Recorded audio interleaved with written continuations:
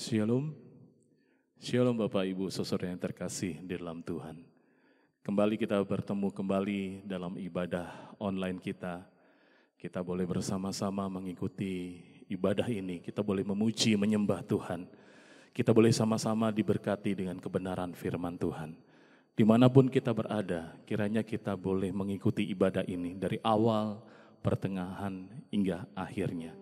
Dan doa kami kiranya ibadah ini boleh jadi berkat bagi kita semua, bagi kami yang melayani, bagi rekan-rekan saudara-saudari yang di rumah atau dimanapun berada. Tuhan Yesus memberkati. Mari kita boleh siapkan hati kita, tenangkan hati kita, izinkan Roh Kudus boleh memimpin menyertai kita. Terima kasih Tuhan.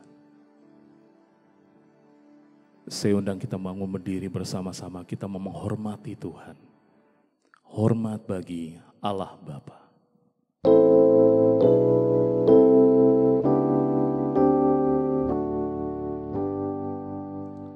Hormat bagi Allah Bapa, hormat bagi anaknya, hormat bagi Roh penghibur ketiganya yang esa. Haleluya, haleluya, ketiganya yang esa. Haleluya, haleluya, ketiganya yang esa. Bapak, Ibu, Saudara, mari kita mentapiskan ibadah ini. Pertolongan kita dalam ibadah ini datangnya dari Allah Bapa, pencipta langit dan bumi serta segala isinya. Tuhan yang setia dan tidak pernah meninggalkan perbuatan tangannya. Turunlah atas kita kasih karunia dan damai sejahtera dari Allah Bapa, Allah Anak, dan Allah Roh Kudus. Amin. Amin. Silakan duduk Bapak Ibu Saudara yang terkasih. Tuhan begitu rindu untuk supaya kita anak-anaknya bersekutu dengan Dia. Setiap hari, setiap saat. Adakah kerinduan di dalam hati kita untuk selalu menyembahnya, untuk bersekutu dengannya, menyapa Dia Bapa kita, Tuhan kita. Saat ini mari kita mau datang ke dalam hadirat-Nya, Tuhan kita Yesus Kristus. Terima kasih Bapa.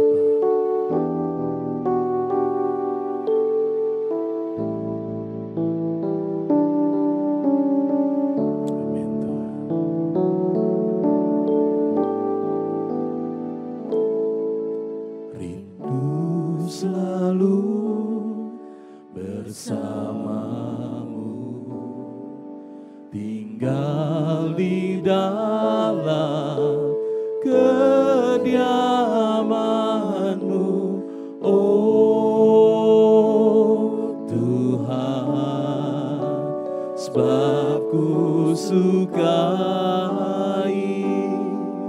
hadirat-Mu, tak ingin ku terpisahkan dekat dengan-Mu, itu yang ku rindukan,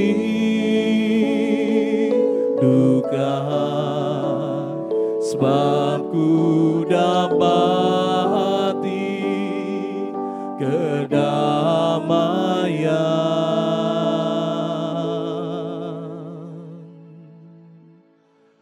Ku nikmati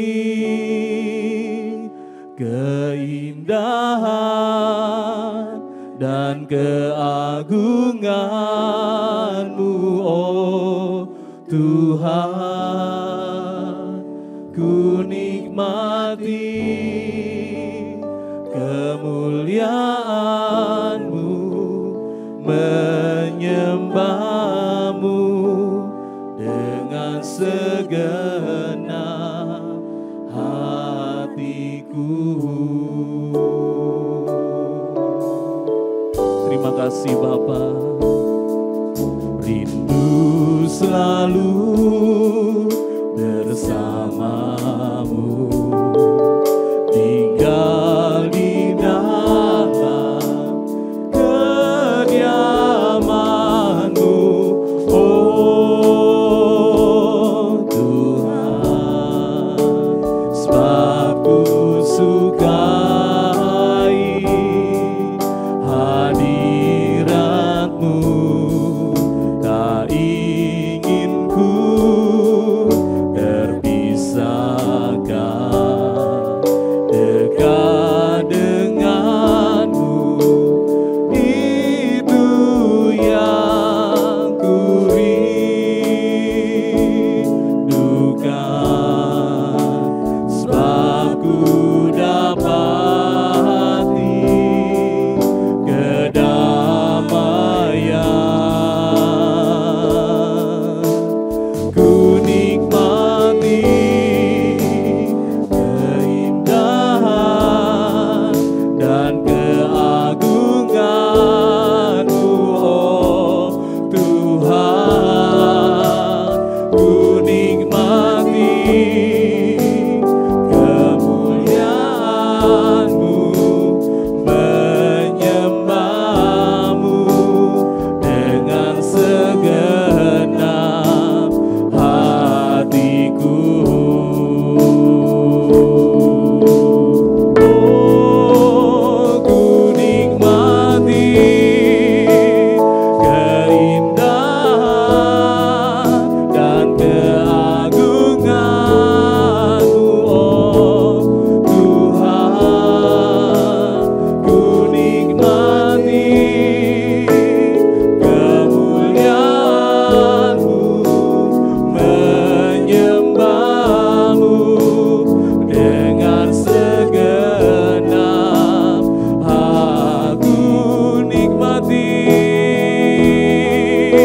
oh, ku nikmati kemuliaan dan keagungan-Mu, oh Tuhan, ku nikmati kemuliaan-Mu, menyembahmu dengan segenap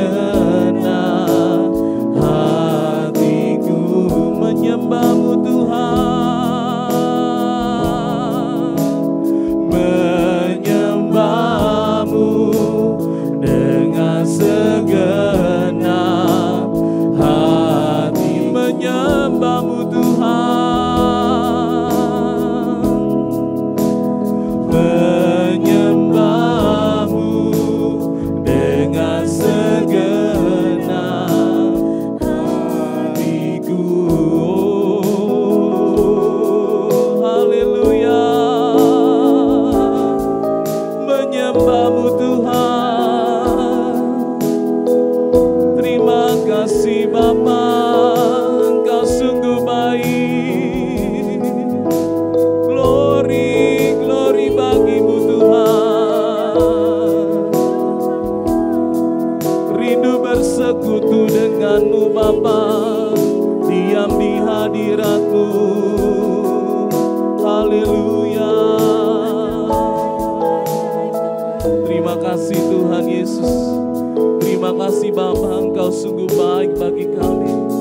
Kami mau selalu bersekutu denganmu Bapa, menikmati hadirat-Mu. Ku ingin selalu bersekutu denganmu, menikmati hadirat-Mu. Biarkan Roh-Mu tinggal dalam hidupku, sungguh indah bersamamu selamanya.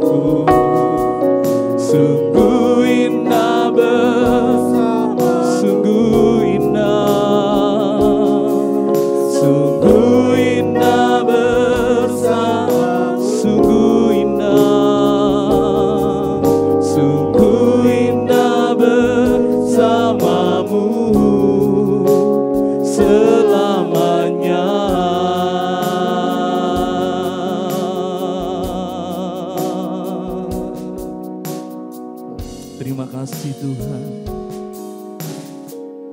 Inilah kerinduan kami Bapa, untuk boleh berdiam di dalam hadirat-Mu, di dalam setiap saat, setiap waktu kami. Terima kasih Tuhan untuk segala berkat-Mu, segala perlindungan dan penyertaan-Mu Tuhan. Di dalam kondisi dan situasi seperti saat ini, kami diajar untuk makin berharap kepada Tuhan. Dan kami boleh bersyukur untuk segala sesuatu yang terjadi, Bapak. Mensyukuri untuk keluarga kami, mensyukuri untuk kesehatan kami, mensyukuri untuk pekerjaan kami, mensyukuri untuk penghasilan kami, mensyukuri untuk kami boleh lebih lagi percaya kepada Tuhan, berharap lagi kepada Tuhan. Karena siapakah kami manusia? Kami hanyalah debu tanah yang Tuhan pandang begitu rupa, Tuhan bentuk menjadi manusia seturut rupa dan gambar-Mu Tuhan. Betapa Engkau mencintai, mengasihi manusia sehingga Engkau merelakan anak-Mu menjadi korban penebusan untuk kami semua. Terima kasih Bapa di surga. Kau Allah yang begitu mengasihi kami. Inilah kami semua dimanapun kami berada saat ini. Mari kuduskan, sucikan kami semua. Di tempat kami berada, biarlah boleh menjadi rumah doa-Mu. Menjadi tempat bagaimana kami boleh bersekutu dengan Tuhan. Terima kasih Tuhan. Tuhan melawat kami, Tuhan melawat kami. Tuhan menyembuhkan kami. Terima kasih Bapa. Tuhan memberkati kami. Terima kasih Bapa, terima kasih. Tiada yang mustahil bagi-Mu Tuhan. Kami mau percaya dan tetap percaya kepada Tuhan. Dan lewat situasi ini, ada yang Tuhan mau nyatakan kepada umat manusia. Mungkin setelah pandemi ini Tuhan, ada satu perubahan terjadi dalam kebudayaan manusia. Ajar kami Tuhan, segala sesuatu mungkin berubah, tapi ajar kami iman percaya kami tidak berubah kepada Tuhan. Sambil kami terus menantikan kedatangan Tuhan untuk yang kedua kali. Tuhan Yesus Tuhan, ajar kami setia. Ajarlah kami untuk terus berharap kepada Tuhan. Terima kasih Bapa di surga, terima kasih. Biar kami semua Tuhan dilawat oleh Tuhan. Saat ini dimanapun kami berada, lawatan Tuhan terjadi atas kami. Terima kasih Bapa, terpujilah nama-Mu. Di dalam nama Tuhan Yesus Kristus kami berdoa dan mengucap syukur. Bersama-sama kita katakan amin. Haleluya. Mari Bapak Ibu Saudara terkasih, kita bangun berdiri. Kita boleh nyatakan iman percaya kita bersama dengan seluruh orang-orang percaya di muka bumi ini. Kita mengucapkan pengakuan iman rasuli. Mari kita ucapkan pengakuan ini. 1, 2, 3. Aku percaya kepada Allah, Bapa yang Maha Kuasa, Khalik langit dan bumi, dan kepada Yesus Kristus anaknya yang tunggal Tuhan kita, yang dikandung daripada Roh Kudus, lahir dari anak darah Maria, yang menderita di bawah pemerintahan Pontius Pilatus, disalibkan, mati dan dikuburkan, turun ke dalam kerajaan maut. Pada hari yang ketiga bangkit pula dari antara orang mati, naik ke surga, duduk di sebelah kanan Allah, Bapa yang Maha Kuasa, dan akan datang dari sana untuk menghakimi orang yang hidup dan yang mati.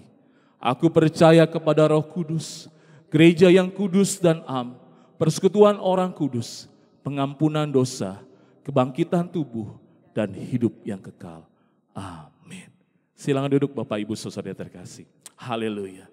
Tuhan Yesus Kristus bukanlah Tuhan yang mati, tapi Tuhan yang hidup, Tuhan yang bangkit dari kematian, dan juga Dia naik ke surga. Dan Tuhan berkata, aku menyediakan tempat bagi kita semua. Amin. Dan biarlah kita saat ini boleh dilawat oleh Tuhan. Karena api Roh Suci Tuhan boleh membakar kita agar kita terus giat di dalam Tuhan. Haleluya, kita naikkan pujian ini.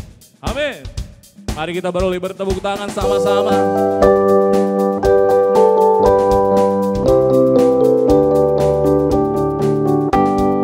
Api Roh Suci bakar hatiku dengan kasih yang murni dari Kalvari. Roh Pentakosta, nyata bagi namamu. Api Roh Suci bakar hatiku. Api Roh Suci bakar hatiku dengan kasih yang murni dari Kalvari. Roh Pentakosta, nyata bagi namamu. Api Roh Suci bakar hatiku. Api Roh Suci bakar hatiku. Api Roh Suci bakar hatiku. Mari kita semua tepuk tangan sama-sama yo. Haleluya. Pap. Yesus itulah satu-satunya penolongku yang sungguh. Dia berjanji akan kembali angkat kita semua. Oh, haleluya, puji Tuhan, upamu besar di surga. Oh, haleluya, puji Tuhan, upamu besar. Katakan dengan imanmu, Yesus itulah satu-satunya. Ya, Yesus itulah satu-satunya. Amin. Penolongku yang sungguh. Dia berjanji akan kembali angkat kita semua. Oh, mari angkat tanganmu sama-sama. Oh, haleluya Tuhan, kami menyambutmu Tuhan, meninggikan Engkau. Puji Tuhan, upamu. Katakan oh haleluya. Oh, haleluya. Puji Tuhan, upamu besar di surga. Oh, haleluya. Puji Tuhan, upamu besar di surga. Upamu besar di, sekali lagi katakan, upamu besar di surga. Berikan kemuliaan bagi Tuhan kita. Haleluya, haleluya. Yesus ajaib, Yesus luar biasa. Amin Tuhan. Saat ini kita boleh sama-sama mau mendengarkan firman Tuhan. Firman Tuhan yang kita butuhkan dalam kehidupan kita, dalam kesehari-harian kita. Mari kita boleh bersama-sama mempersiapkan hati kita. Terima kasih Tuhan Yesus. Roh Kudus, Engkau hadir di sini. Kami mau buka hati kami. Kami mau dibentuk oleh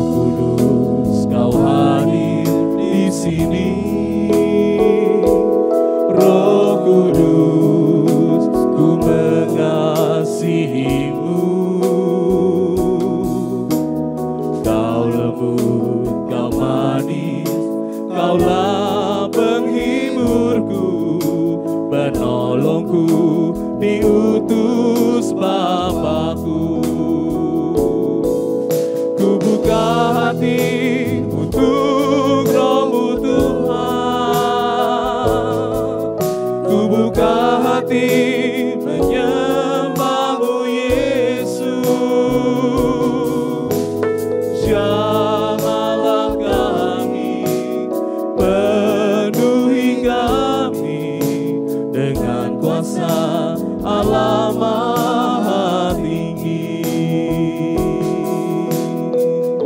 mari katakan dengan imanmu. Roh Kudus, Kau hadir di sini. Roh Kudus, ku mengasihimu. Kau lembut, Kau manis, Kaulah penghiburku, penolongku. Mari kita boleh bangun diri bersama-sama, katakan.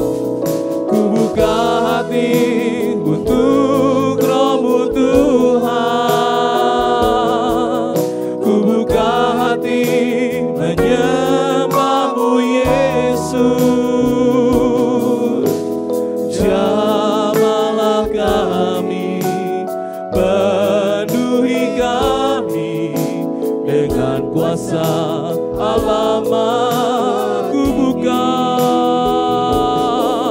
Ku buka hati untuk Roh-Mu Tuhan. Ku buka hati menyembah-Mu Yesus. Jamahlah kami, penuhi kami dengan kuasa Allah Maha Tinggi. Haleluya. Mengalirlah kuasa Roh Kudus, mengalirlah di tempat ini, mengalirlah, oh Roh Kudus. Mari angkat tanganmu sama-sama. Mari katakan kepada Roh Kudus, katakan, mengalirlah kuasa Roh Kudus, mengalirlah di tempat ini, mengalirlah, oh Roh Kudus.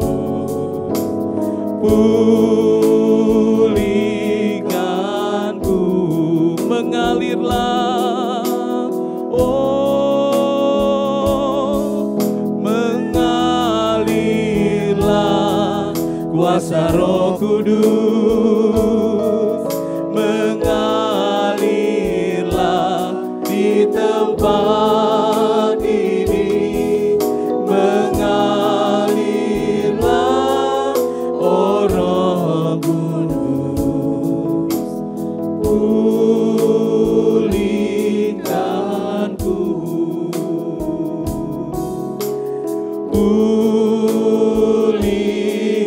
Pulihkanku Tuhan, pulihkanku.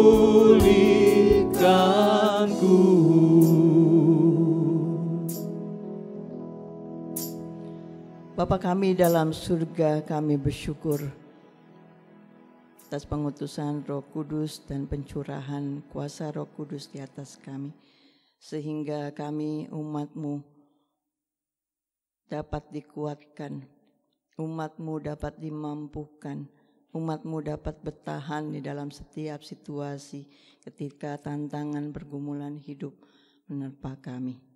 Ya Tuhan, kami juga bersyukur di mana pada saat ini tetap kami diberikan kesempatan untuk memuji, memuliakan nama Tuhan dan juga merenungkan firman-Mu.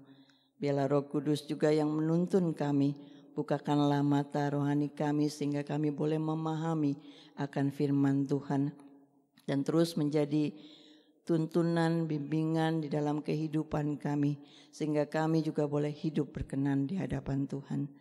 Tolonglah hamba-Mu yang penuh dengan kelemahan ini, biarlah Roh Kudus yang mengurapi. Dalam nama Tuhan Yesus kami berdoa mengucap syukur. Amin. Shalom Bapak Ibu, Saudara. Sudah cukup lama kita tidak berjumpa, tapi kita percaya bahwa Tuhan senantiasa memelihara, menyertai kehidupan kita.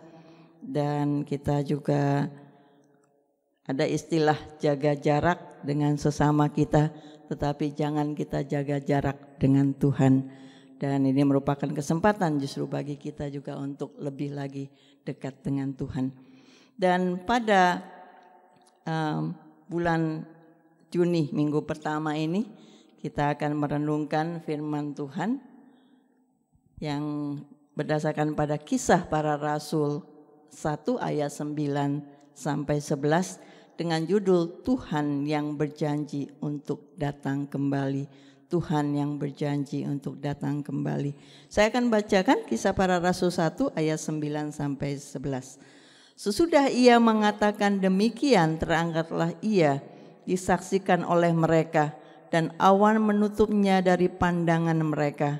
Ketika mereka sedang menatap ke langit waktu ia naik itu, tiba-tiba berdirilah 2 orang yang berpakaian putih dekat mereka dan berkata kepada mereka, "Hai orang-orang Galilea, mengapakah kamu berdiri melihat ke langit?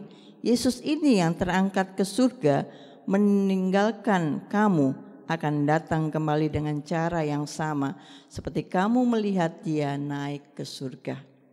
Bapak Ibu Saudara, ini adalah perkataan daripada peristiwa ketika Tuhan Yesus naik ke surga. Dan beberapa waktu yang lalu kita sudah memperingati akan kedatangan Tuhan, maksudnya keterangkatan Tuhan ke surga.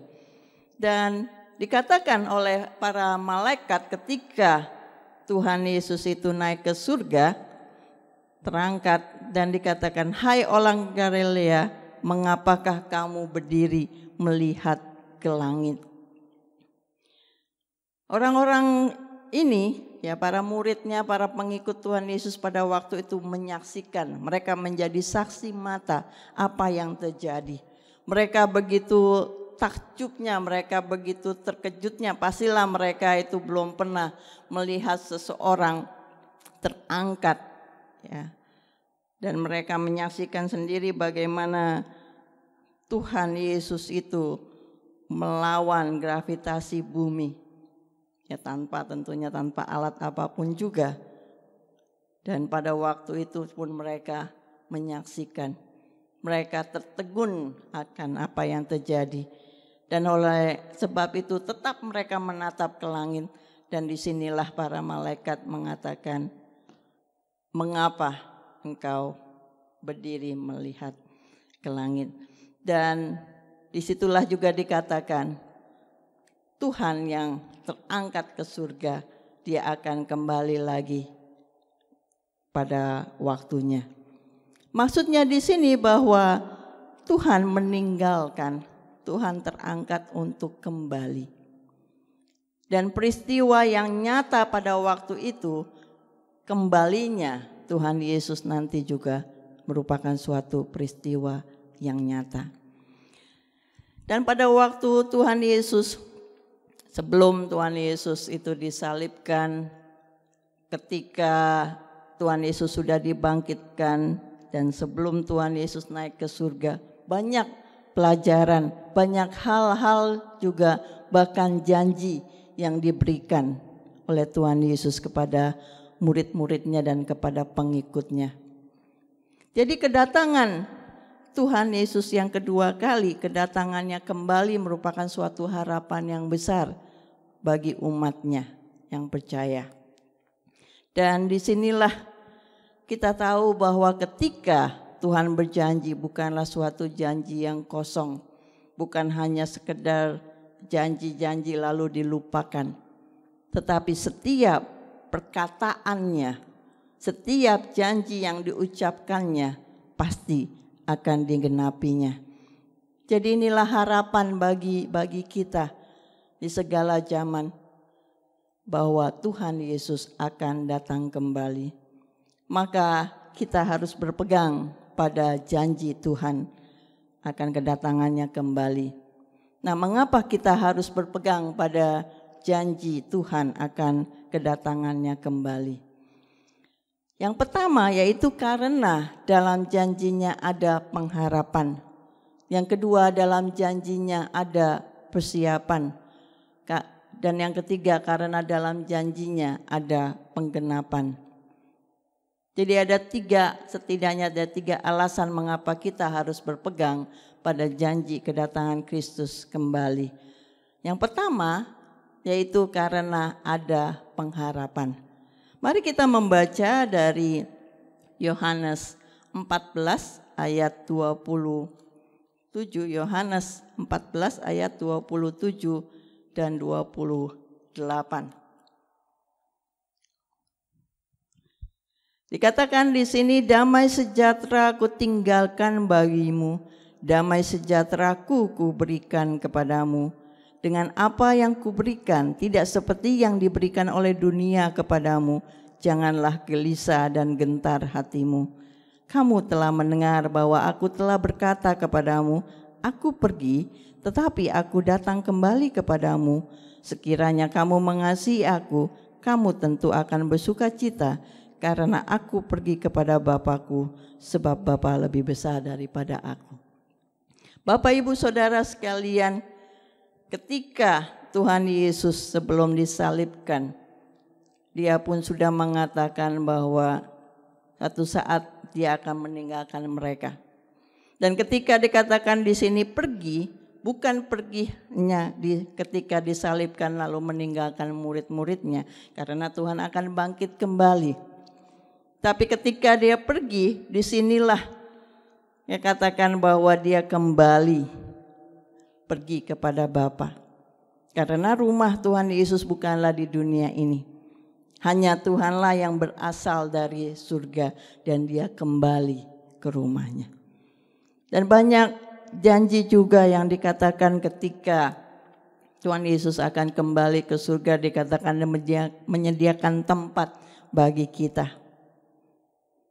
Disitulah persiapan, dan juga Tuhan Yesus itu menjadi imam bagi kita.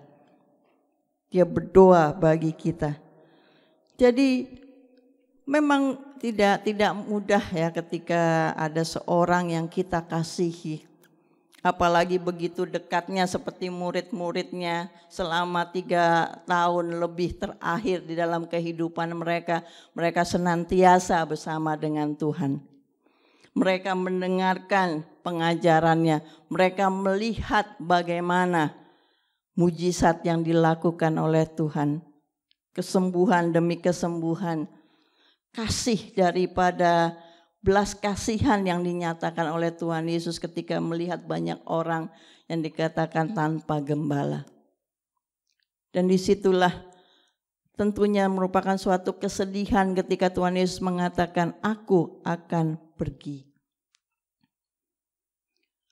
Ya, jangankan ditinggalkan Tuhan Yesus seperti itu. Kadang-kadang ketika kita ditinggalkan keluarga kita, atau kita harus meninggalkan keluarga kita, ya mungkin ya karena ketika kita sudah dewasa lalu meninggalkan orang tua kita, meskipun akan ketemu juga, tetapi tetap saja intensitas daripada pertemuan itu berubah. Ada suatu kesedihan tersendiri, dan ininya yang juga dialami oleh para murid-murid Tuhan Yesus. Tetapi ketika Tuhan Yesus katakan damai sejahtera, jadi Tuhan Yesus bukan hanya meninggalkan mereka sendirian, tetapi ada janji Roh Kudus akan menyertai mereka. Roh Kuduslah yang memampukan mereka. Ketika mereka itu dalam keadaan ketakutan, Roh Kuduslah yang memberikan keberanian kepada mereka. Dan karena keterbatasan daripada pikiran, mereka mungkin lupa untuk seluruh pengajaran Tuhan Yesus, tapi Roh Kuduslah yang mengingatkan mereka. Dengan itulah bagaimana apa yang mereka beritakan merupakan suatu kesaksian. Apa yang mereka beritakan melalui kuasa daripada Roh Kudus juga, mereka juga melihat urapan daripada Roh Kudus itu menyertai pelayanan para murid-muridnya. Dan tentunya bukan saja ketika mereka itu bersama-sama dengan Tuhan Yesus, mereka masih mengandalkan Tuhan Yesus, tetapi ketika Tuhan Yesus naik ke surga, Roh Kudus memberikan mereka kuasa untuk melanjutkan apa yang Tuhan Yesus kerjakan selama di bumi ini. Dan disitulah pengharapan bahwa suatu saat juga Tuhan Yesus akan datang kembali. Damai sejahtera yang diberikan oleh Roh Kudus menyertai mereka. Yang kedua, mengapa kita harus berpegang pada janji Tuhan akan kedatangannya kembali? Karena dengan janjinya gak ada persiapan. Di dalam Matius 24 ayat 44 dikatakan, sebab itu hendaklah kamu juga siap sedia, karena Anak Manusia datang pada saat yang tidak kamu duga. Kedatangan Tuhan Yesus tidak diberitahukan persisnya kapan. Tanggalnya, waktunya, kita tidak tahu. Tetapi apakah ada kepastian? Iya. 100% bahwa ketika Tuhan Yesus berjanji dia akan kembali. Hanya waktunya itu kita tidak tahu. Jadi apa yang harus kita lakukan? Ya, dikatakan kita harus siap sedia. Harus ada persiapan. Ya, seperti perumpamaan, ada 10 gadis yang bodoh dan 10 gadis yang bijaksana. Dan 10 gadis yang bijaksana ini siap. Ya, kapan saja mempelai prianya itu datang, mereka siap untuk menyambut. Dan bagaimana kesiapan kita? Dan disinilah di dalam Matius 24 banyak tanda-tanda yang diberikan. Jadi bukannya ketika Tuhan berjanji akan datang kembali, kita bukan diadakan istilahnya dalam vakum ataupun kosong dalam kekosongan, tetapi ada tanda-tanda menjelang kedatangannya. Setidaknya ada 7. Yang pertama saya akan gabungkan. Ini yang pertanyaan daripada para murid Tuhan Yesus ketika dia mengatakan bahwa dia akan datang kembali. Pertanyaan mereka, katakanlah kepada kami bila manakah itu akan terjadi dan apakah tanda kedatanganmu dan tanda kesudahan dunia. Jadi tanda apa? Disinilah yang Tuhan Yesus katakan kepada mereka. Yang pertama adalah tanda penyesatan atau penipuan. Di dalam ayat yang keempat dan yang kelima dikatakan, waspadalah supaya jangan ada orang yang menyesatkan kamu. Sebab banyak orang akan datang dengan memakai namaku dan berkata, akulah Mesias, dan mereka akan menyesatkan banyak orang. Janganlah kita disesatkan. Ya, saat ini banyak ajaran-ajaran yang tidak benar. Ajaran-ajaran yang bisa dikatakan menipu. Kalau seperti uang itu, kita tahu uang itu asli atau palsu, bagaimana kita tahunya? Karena kita tahu aslinya. Jadi supaya kita tidak disesatkan, maka kita harus mengetahui ajaran yang benar itu seperti apa. Mengapa kita perlunya mempelajari firman Tuhan, mendalaminya, merenungkannya. Dan ketika dikatakan, oh ada Mesias di sana, kita harus hati-hati. Karena tidak ada Mesias lain selain daripada Kristus. Nah, ini ada penelitian ya dari Josh Bana di Amerika. Kita berpikir bahwa orang Amerika adalah orang-orang yang tentunya ini merupakan suatu negara Kristen ya, yang cukup memahami akan firman Tuhan. Tetapi Sebenarnya mereka itu declining. Di dalam iman mereka itu mereka semakin menurun. Ya, banyak yang meninggalkan gereja atau kadang-kadang juga ya mereka hanya sekedar tradisi saja. Ya ikut orang tua atau kakek nenek mereka karena mereka taking for granted, mereka anggap oh mereka itu istilahnya lahir Kristen. Tetapi pada kenyataannya ketika diteliti ini cukup mengagetkan ya. 50 lebih tidak percaya adanya setan. Bukan yang berarti, oh bagus dong. Bukan.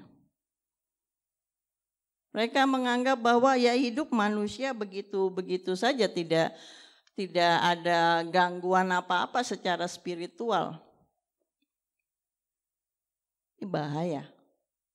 Dan 51 percaya berdoa bagi orang-orang yang orang-orang kudus bermanfaat, maksudnya orang-orang kudus yang sudah meninggal itu bermanfaat bagi mereka.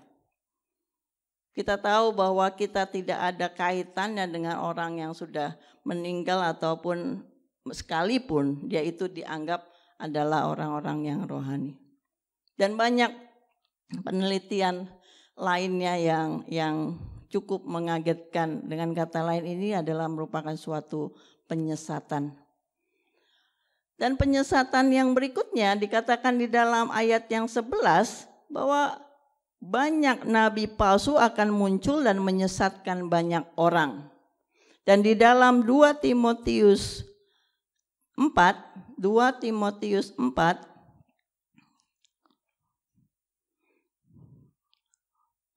ayat yang ketiga dan yang keempat dikatakan, karena akan datang waktunya orang tidak dapat lagi menerima ajaran sehat, tetapi mereka akan mengumpulkan guru-guru menurut kehendaknya untuk memuaskan keinginan telinganya. Mereka akan memalingkan telinganya dari kebenaran dan membukanya bagi dongeng. Orang-orang sekarang ini istilahnya juga kadang-kadang menganggap bahwa dengerin tentang salib, mendengar tentang pergumulan, kita aja sudah stres, ngapainlah dengerin khotbah-khotbah seperti itu. Marilah dengarkan khotbah-khotbah yang lucu, khotbah-khotbah yang membuat kita tertawa, khotbah-khotbah yang kita anggap menghibur, khotbah-khotbah yang dianggap berkat-berkat. Khotbah yang kesembuhan ilahi. Pokoknya apa yang enak didengar, yang ingin kita dengar, itulah yang kita minta orang khotbahkan. Nah, ini merupakan suatu tanda-tanda ya ketika orang hanya mengkhotbahkan itu saja. Bukan berarti salah untuk berkhotbah berkat, karena memang itu adalah di Alkitab juga tentang berkat. Tidak salah khotbahkan tentang kesembuhan ilahi, karena bukankah Tuhan Yesus itu juga menyembuhkan dan kuasa Roh Kudus itu mempelengkapi ya hamba-hambanya untuk mendoakan dan menyembuhkan. Tapi masalahnya bukan itu saja. Tuhan Yesus juga mengatakan kita harus pikul salib. Itulah yang harus kita lakukan. Ada balancing di dalam pengajaran. Yang berikutnya adalah penderitaan global. Ya di dalam Matius 24 tadi ya kita tahan di Matius 24 ayat yang ke-6 dan 8 dikatakan, kamu akan mendengar deru perang atau kabar-kabar tentang perang. Namun berawas-awaslah, jangan kamu gelisah, sebab semuanya itu harus terjadi. Tetapi itu belum kesudahannya, sebab bangsa akan bangkit melawan bangsa dan kerajaan melawan kerajaan. Akan ada kelaparan dan gempa bumi di berbagai tempat. Akan tetapi semuanya itu barulah permulaan penderitaan menjelang zaman baru. penderitaan global, dan ini dikatakan barulah permulaan penderitaan menjelang zaman baru. Kalau kita lihat apakah sekarang sudah terjadi perang? Ya. Banyak perang? Ya. Apakah kita sering mendengarkan berita tentang gempa bumi? Iya. Gak usah jauh-jauh, di Indonesia sudah berapa kali. Kelaparan. Dan ternyata menurut penelitian bukannya saja di sana, di Afrika sana, ada beberapa tempat di Indonesia juga ada yang kelaparan juga. Dan sekarang ada yang menganggap apakah virus corona ini menjadi suatu tanda Tuhan Yesus itu akan datang kembali? Menjadi salah satunya. Tapi bukan berarti selesai corona ini lalu Tuhan Yesus datang. Tetap kita tidak tahu kapan. Tetapi banyak memang penyakit-penyakit dikatakan juga akan ada di bumi ini. Dan kalau kita lihat ya, kalau corona bukannya hanya satu tempat saja, ini sudah global ya. Dan belum ada penemuan daripada vaksin, anti vaksinnya. Jadi ya bagaimana penderitaan itu bukannya hanya di satu tempat saja, tapi banyak tempat merupakan suatu tanda. Dan penganiayaan orang percaya. Di dalam Yohanes 15, ya hari ini saya memang banyak membaca dari nats ini karena Alkitab inilah yang hanya bisa menunjukkan kepada kita sebenarnya bukti daripada atau tanda-tanda daripada kedatangan Tuhan Yesus itu kapan. Ya. Di dalam Yohanes 18 dan 19 dikatakan, jikalau dunia membenci kamu, ingatlah bahwa ia telah lebih dahulu membenci aku daripada kamu. Sekiranya kamu dari dunia, tentunya dunia mengasihi kamu sebagai miliknya. Tetapi karena kamu bukan dari dunia, melainkan aku telah memilih kamu dari dunia, sebab itulah dunia membenci kamu. Kadang-kadang banyak orang yang bertanya, kenapa sih orang-orang itu seakan-akan membenci orang Kristen? Apa sih salahnya orang Kristen? Bukankah orang Kristen itu pengikut Kristus itu adalah orang yang mengasihi? Tapi kalau orang yang mengasihi orang lain, kenapa sih begitu bencinya orang-orang itu? Dan kadang-kadang sepertinya kok orang lain itu takut ya? Apa yang dilakukan sehingga gereja itu dibom, sehingga ada orang-orang Kristen itu dikucilkan, salah ngomong saja, salah bereaksi saja, udah langsung bisa disidang. Tapi kita sebenarnya kalau kita baca nas ini janganlah heran. Dikatakan jikalau dunia membenci kamu, ingatlah ia telah lebih dahulu membenci aku daripada kamu. Kita pikirkan, mengapa dunia membenci Tuhan Yesus? Apa salahnya? Apa yang dilakukan oleh Tuhan Yesus? Apa kejahatan yang dilakukannya sehingga dunia membencinya? Tidak ada. Tetapi dunia membencinya karena dunia ini dipengaruhi oleh kuasa gelap. Dan itulah yang membuat membenci orang-orang yang percaya kepada Tuhan. Jadi penganiayaan itu adalah salah satu tanda akan datangnya Tuhan kembali. Lalu pemurtatan.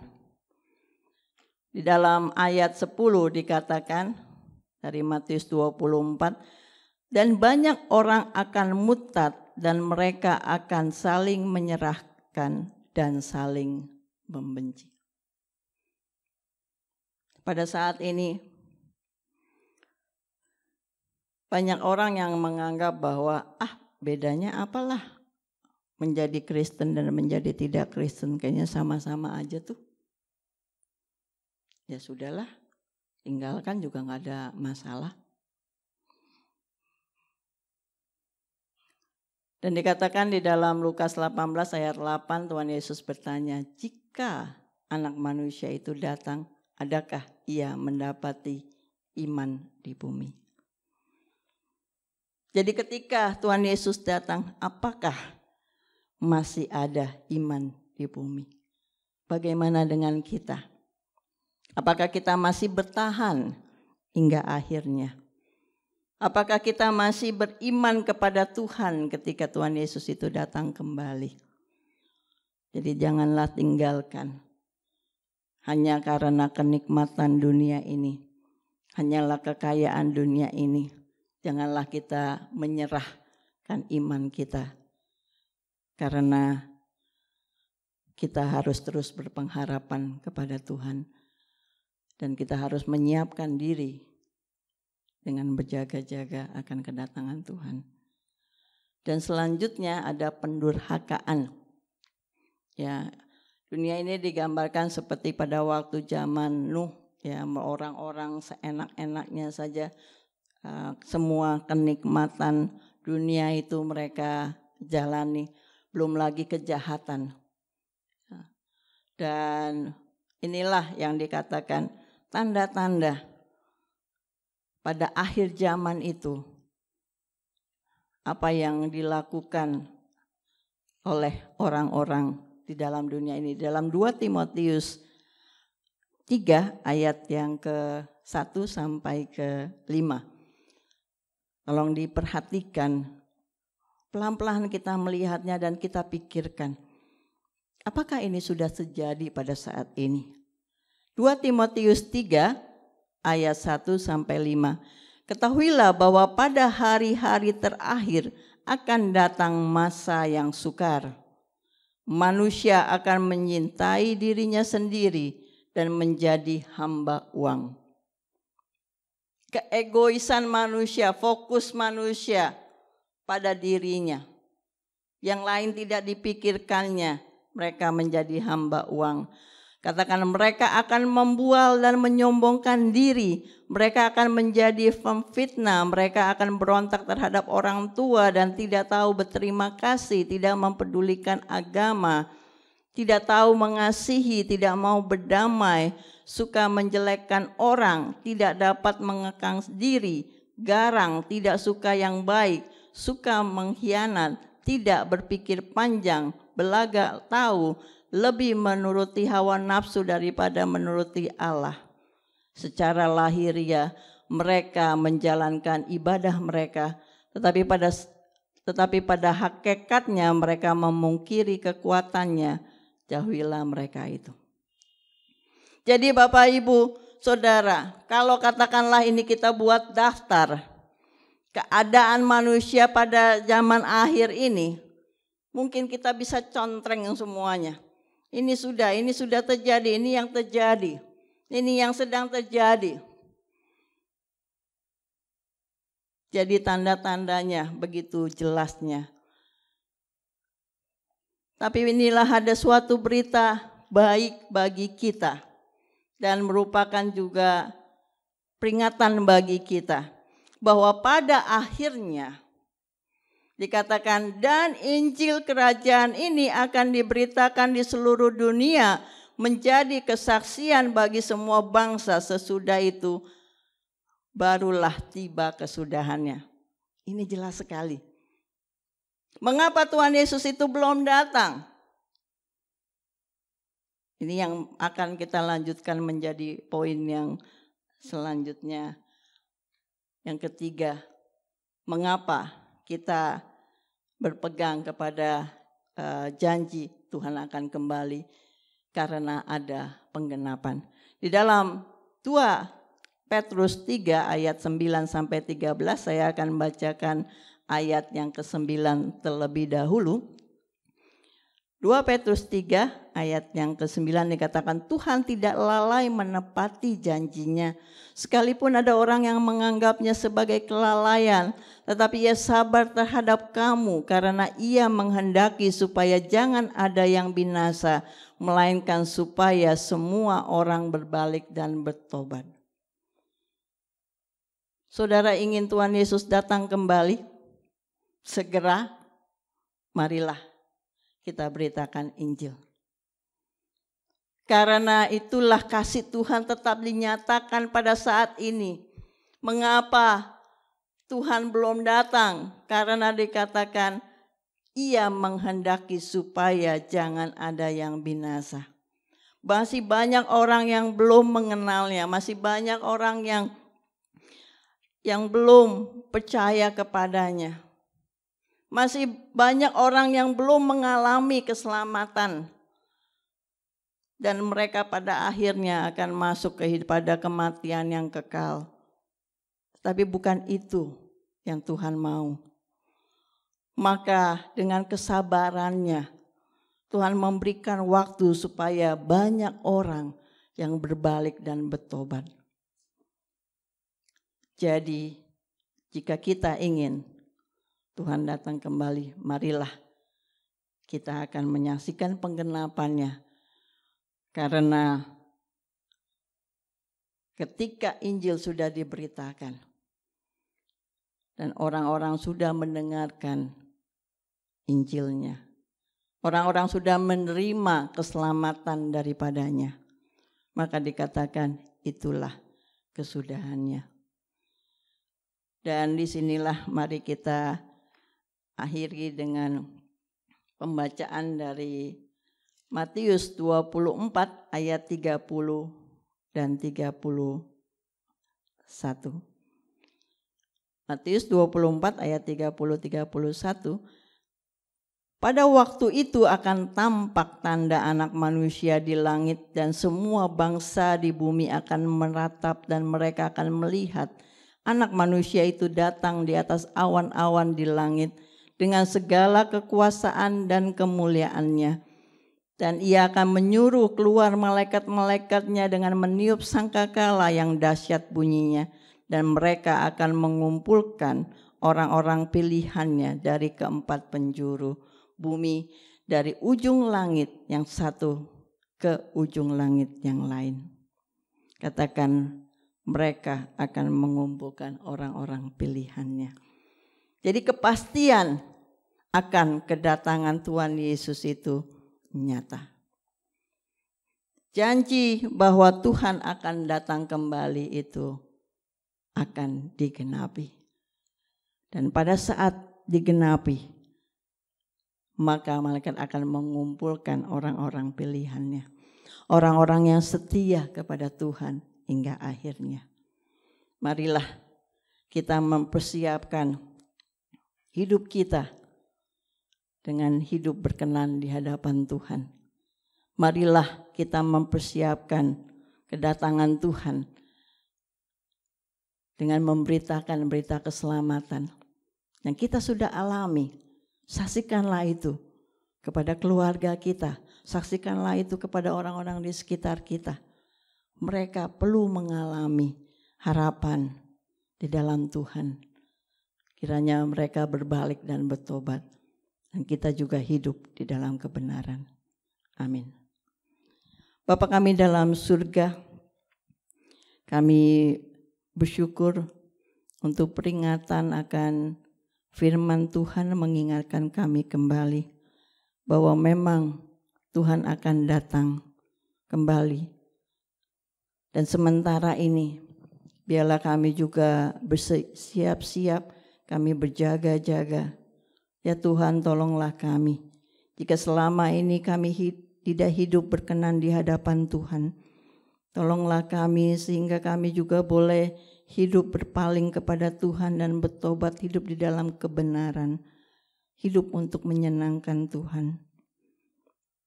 Janganlah kami mengikuti hawa nafsu, kenikmatan dunia yang sementara, tetapi biarlah kami pikirkan akan kekekalan yang Tuhan sediakan bagi kami semua, orang-orang yang setia di dalam mengikut Tuhan. Terima kasih Bapa, dalam nama Tuhan Yesus kami berdoa mengucap syukur. Amin. Bapak, Ibu, Saudara, sebentar kita akan laksanakan perjamuan kudus. Sebelumnya mari kita mempersiapkan diri kita dengan kita membaca dari 1 Korintus 11 ayat 29 sampai ayat 23 sampai 29. 1 Korintus 11 ayat 23 sampai 29 saya akan bacakan. Sebab apa yang telah kuteruskan kepadamu telah aku terima dari Tuhan, yaitu bahwa Tuhan Yesus pada malam waktu ia diserahkan mengambil roti, dan sesudah itu ia mengucap syukur atasnya. Ia memecah-mecahkannya dan berkata, inilah tubuhku yang diserahkan bagi kamu. Perbuatlah ini menjadi peringatan akan aku. Demikian juga ia mengambil cawan sesudah makan lalu berkata, cawan ini adalah perjanjian teraikan oleh darahku. Perbuatlah ini setiap kali kamu meminumnya menjadi peringatan akan aku. Sebab setiap kali kamu makan roti ini dan minum cawan ini, kamu memberitakan kematian Tuhan sampai ia datang. Jadi barang siapa dengan cara yang tidak layak makan roti dan minum cawan Tuhan, ia berdosa terhadap tubuh dan darah Tuhan. Karena itu hendaklah tiap-tiap orang menguji dirinya sendiri, dan baru sesudah itu ia makan roti dan minum dari cawan itu. Karena barang siapa makan dan minum tanpa mengakui tubuh Tuhan, ia mendatangkan hukuman atas dirinya. Bapak, Ibu, Saudara yang sudah dibaptis dan sudah menyiapkan hati pikiran untuk mengikuti perjamuan ini, sudah menguji dirinya, sudah mengakui setiap dosa-dosanya di hadapan Tuhan.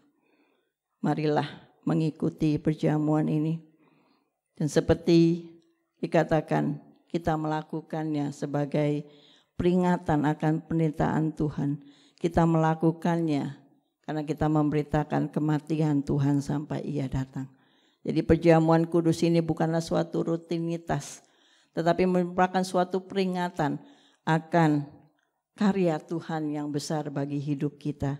Dan kita lakukan itu sampai kedatangan Tuhan yang kedua kali. Dan untuk mempersiapkan itu saya mempersilakan Bapak Lukito bersama dengan singer untuk kita menaikkan suatu pujian.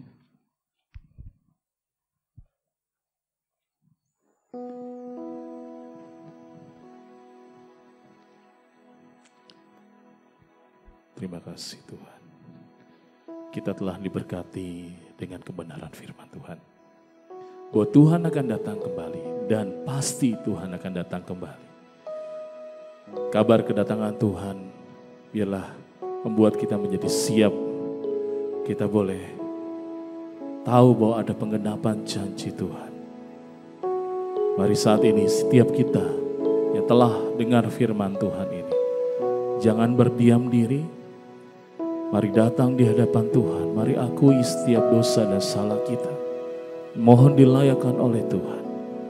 Mari kembali kepada iman yang benar. Mari kembali kepada kasih yang mula-mula. Tuhan Yesus Kristus. Terima kasih Bapa. Sejauh timur dari barat, Tuhan Yesus melemparkan setiap pelanggaran kita.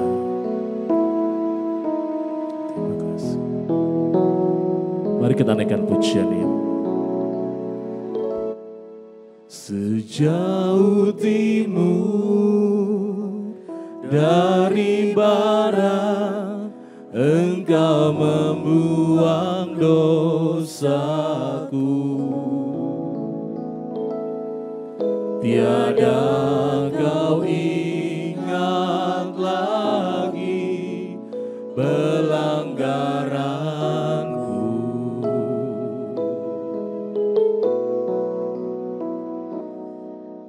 Jauh ke dalam tubuh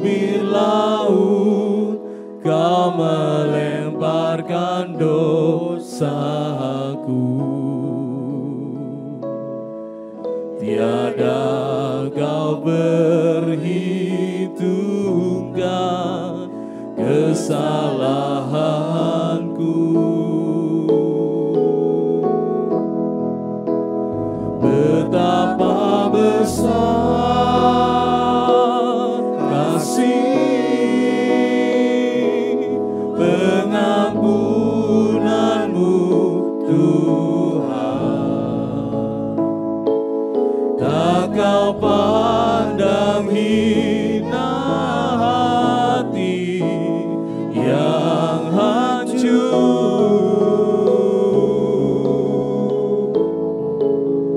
Ku berterima kasih kepadamu ya Tuhan.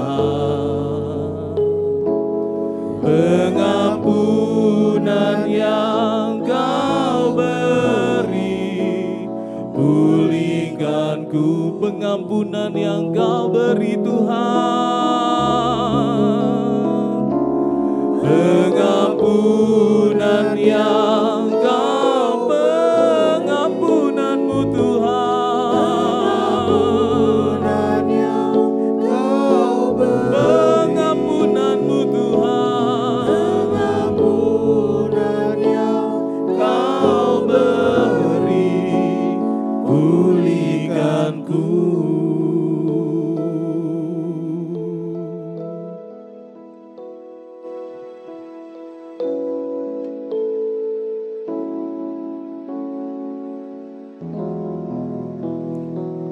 Bapak, Ibu, Saudara, seperti yang dikatakan firman Tuhan, pada perjamuan terakhir Tuhan Yesus bersama dengan murid-muridnya, Tuhan Yesus mengangkat roti dan berkata, inilah tubuhku. Ini adalah lambang daripada tubuh Tuhan Yesus yang diserahkan bagi kita. Dia yang telah mengorbankan, tubuhnya dihancurkan sehingga kita boleh diselamatkan. Dan juga Tuhan Yesus mengangkat cawan.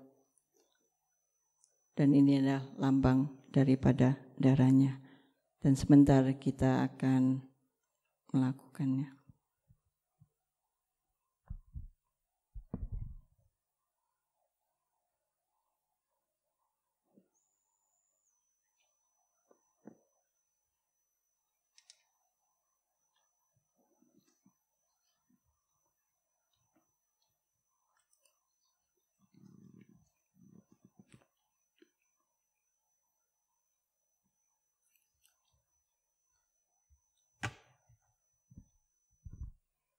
Mari kita mempersiapkan hati kita.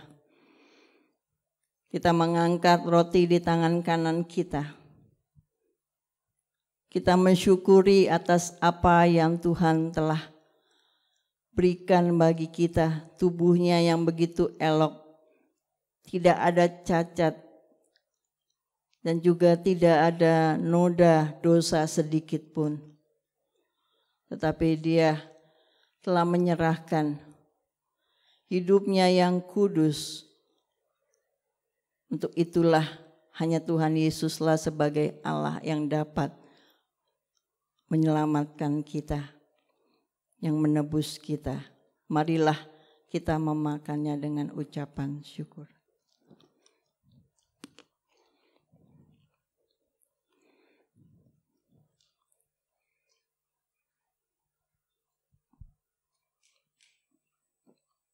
Kita mengangkat cawan anggur ini yang kanan kita. Marilah kita mengucap syukur kepada Tuhan atas setiap tumpahan darah yang tercurah bagi kita. Kita orang-orang yang berdosa, orang-orang yang kotor, yang tidak layak di hadapan Tuhan. Baik di dalam pikiran kita yang najis, pikiran kita yang jahat, pikiran kita yang kotor. Dan perlakuan kita, perilaku kita, perbuatan kita, jalan hidup kita yang tidak menyenangkan Tuhan. Tapi ketika kita beralih kepadanya, mengakui akan darahnya yang telah menyucikan dosa-dosa kita, maka kita pun dilayakan olehnya. Marilah kita meminumnya dengan ucapan syukur.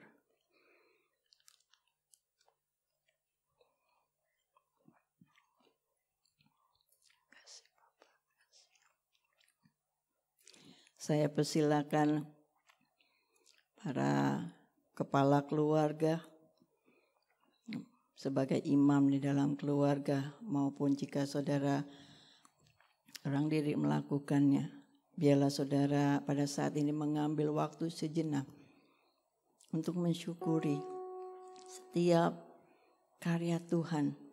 Ini adalah karya yang terbesar di dalam kehidupan kita. Bukan kita yang melakukannya, tapi karena Tuhan yang melakukannya bagi kita.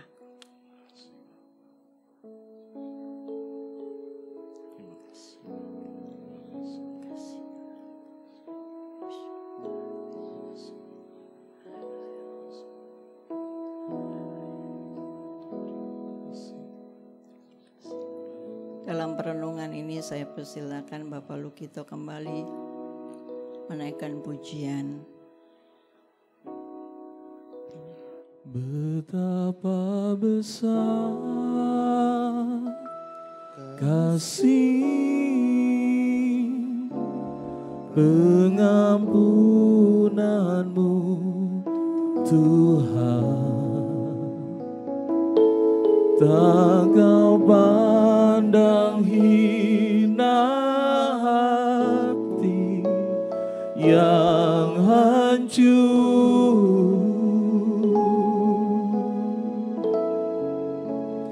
Ku berterima kasih kepadamu ya Tuhan, pengampunan yang kau beri pulihkanku.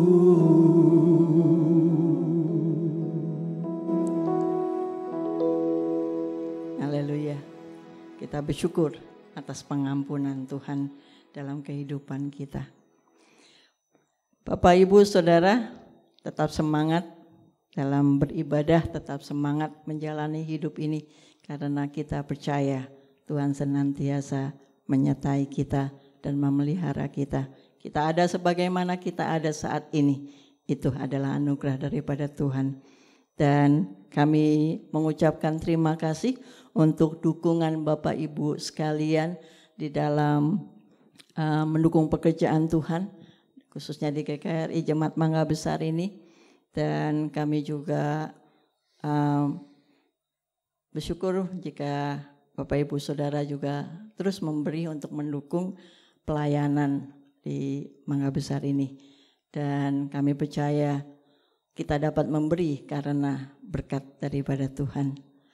Dan Bapak Ibu dapat mentransfer melalui nomor yang ada di layar ini. Baik, mari kita akan mempersiapkan mengakhiri ibadah ini. Saya mengundang Bapak Ibu kembali untuk bangkit berdiri dan kita akan berdoa. Puji syukur kami kepada Tuhan atas karya Tuhan yang begitu luar biasa di dalam hidup kami. Arti daripada hidup kami hanyalah begitu signifikan ketika Tuhan bukan saja menciptakan kami, tetapi kami jalan sesuai dengan kehendak-Mu. Ya Tuhan, kami berdoa di masa-masa yang sulit ini, mungkin juga ada saudara-saudara kami yang bergumul di dalam pekerjaan mereka. Ya Tuhan, tolonglah, bukakanlah jalan, peliharalah mereka dan juga keluarga. Masih ada kecukupan, ada makanan dan minuman. Dan juga kami berdoa untuk saudara-saudara kami yang bergumul di dalam usaha mereka. Ya Tuhan juga tolonglah, bukakanlah jalan. Ya kami juga berdoa untuk saudara-saudara kami yang sedang lemah tubuhnya. Ya Tuhan, Tuhan yang maha kuasa, bilur-bilur Tuhan yang menjamah dan memulihkan kesehatan mereka. Kami juga berdoa untuk bangsa dan negara kami. Biarlah berikanlah hikmat kepada Bapak Jokowi bersama dengan kabinet para menteri Tuhan dan juga aparat yang lainnya. Biarlah mereka dapat mengatasi situasi saat ini, dampak-dampak akibat dari COVID-19 ini Tuhan. Dan juga kami berdoa biarlah orang-orang juga lebih bijaksana di dalam menyikapinya dan mengikuti himbauan yang ada sehingga semuanya ini boleh terlewati dengan segera. Kami juga mendukung dalam doa untuk tim medis, para dokter, para suster Tuhan. Banyak pengorbanan yang mereka berikan sehingga bahkan sebagian daripada mereka pun harus meninggalkan dunia ini. Ya Tuhan, kasihanilah mereka, lindungilah mereka, peliharalah keluarga mereka. Ya Tuhan, kami juga berdoa di masa-masa ini biarlah kami juga boleh menggunakan waktu kami, waktu bersama dengan keluarga kami, waktu ketika kami juga masih terus harus bekerja, ketika kami masih harus berusaha. Biarlah berikanlah kami hikmat untuk menyikapinya, sehingga apapun yang kami lakukan menjadi berkat. Dan sebentar kami akan mengakhiri ibadah ini dan bersekutu bersama dengan keluarga. Ya Tuhan juga berkati. Bapak Ibu Saudara sekalian, marilah arahkan hati kita kepada Tuhan dan terimalah berkat daripadanya. Adapun damai sejahtera dari Allah Bapa, kasih karunia daripada Tuhan Yesus, persekutuan dan penghiburan daripada Roh Kudus senantiasa menyertai kita mulai saat ini hingga kedatangan Tuhan yang kedua kali, bahkan sampai selama-lamanya.